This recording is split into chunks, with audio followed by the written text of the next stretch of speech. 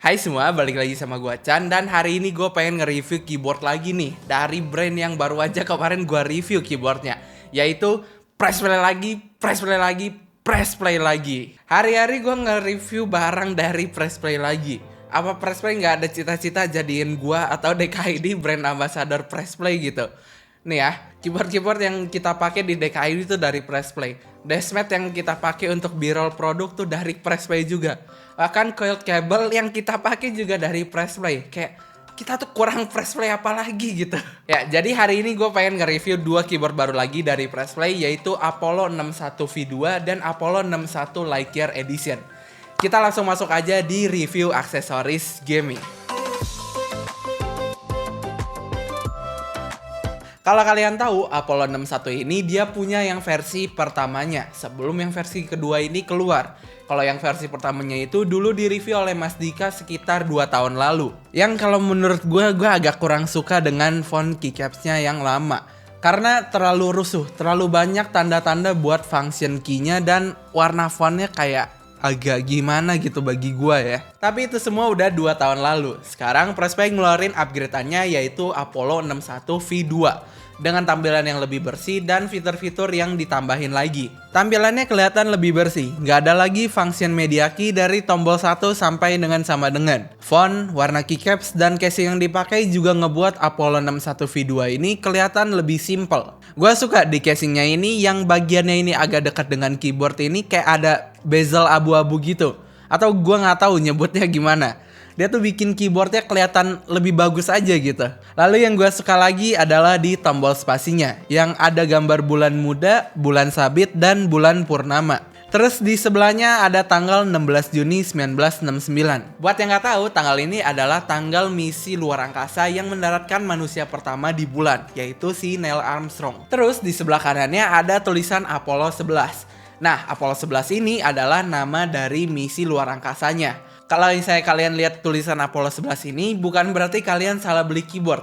Keyboard kalian namanya tetap Apollo 61 V2, cuman bertemakan misi luar angkasa Apollo 11. Kalau dibandingin dengan Apollo 61 versi yang pertama, Apollo 61 versi kedua ini jauh lebih bagus dari segi desain dan fitur juga. Mungkin Apollo 61 versi 2 ini adalah perbaikan dari Apollo 61 versi yang lama. Bisa kita lihat di Apollo yang sekarang tuh ada tombol switch antara Mac mode dan Windows mode.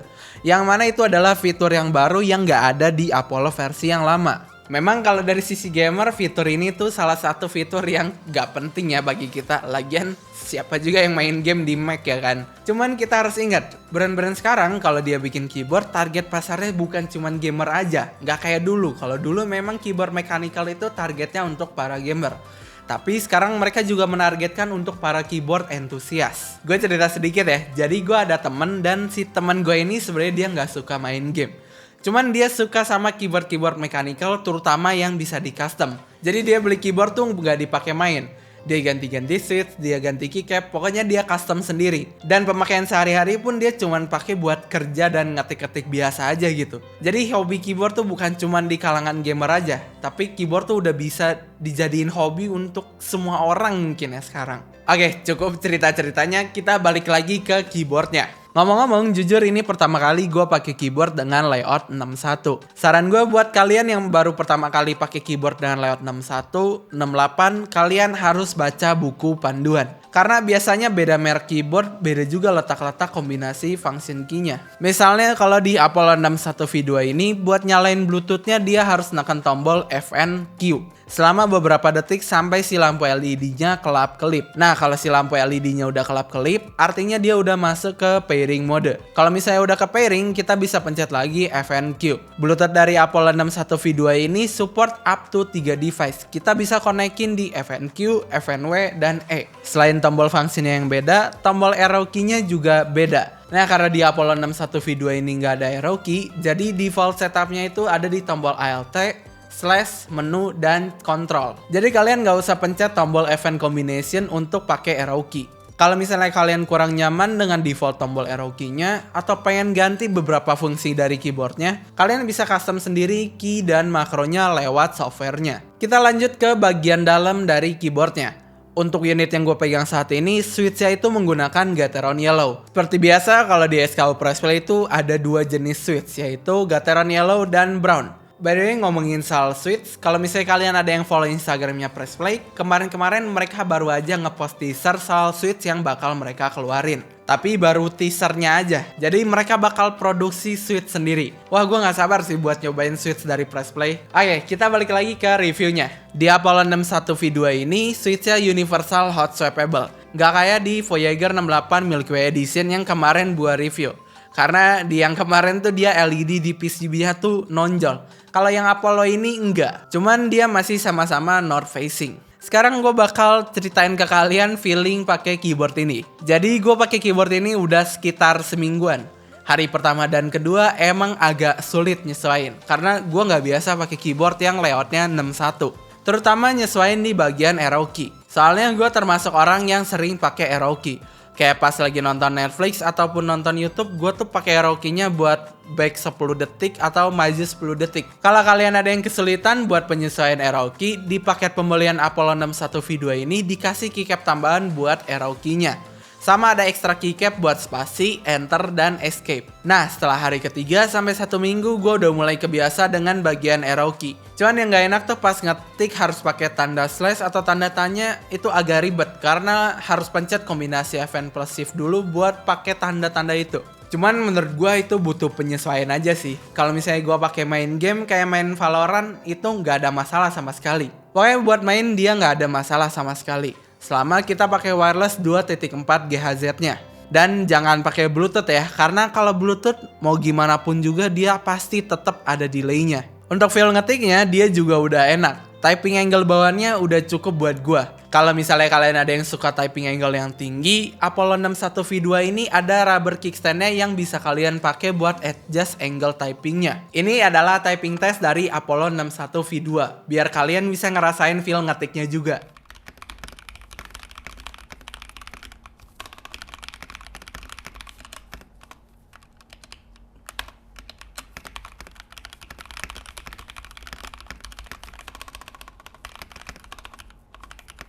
Untuk stabilizernya dia juga udah di factory loop.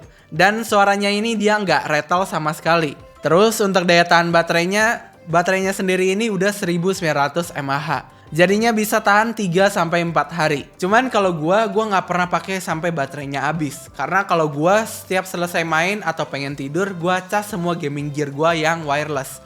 Ini juga bisa jadi tips buat kalian yang gaming gearnya pada wireless ya. Oke, sekarang kita lanjut ke Apollo 61 yang Lightyear Edition. Nah, yang Lightyear Edition ini beda sendiri case-nya. Dia ini menggunakan aluminium.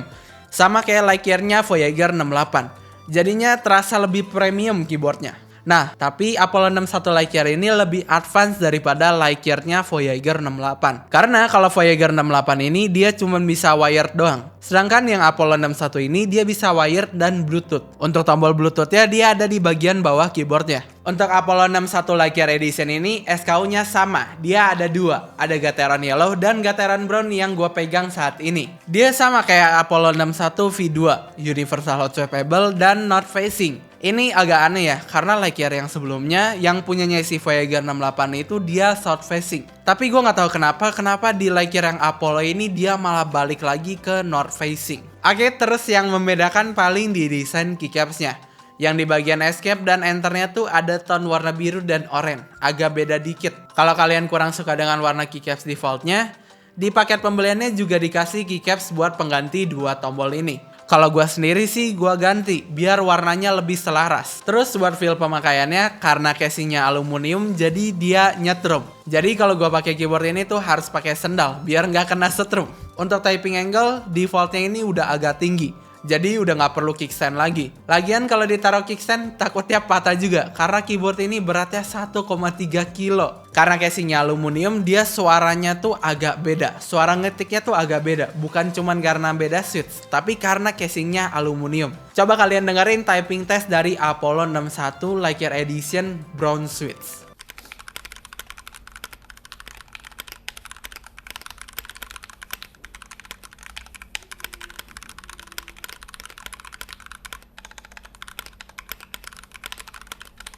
Gimana menurut kalian suara ngetik ya? bagi gue sih kayak agak beda dikit gitu.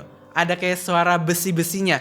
Tapi kalau gue sih gue lebih suka Apollo 61 yang V2. Apollo 61 Lightyear Edition ini stabilizernya juga udah di factory loop. Dan suaranya tuh nggak rattle. Oke, paling segini aja review Apollo 61 V2 dan Apollo 61 Lightyear Edition dari gua. Untuk harganya, Apollo 61 V2 ini ada di 989.000 untuk 20 unit pertama. Sedangkan untuk Apollo 61 yang Lightyear Edition, untuk SKU-nya yang brown harganya ada di 1.499.000.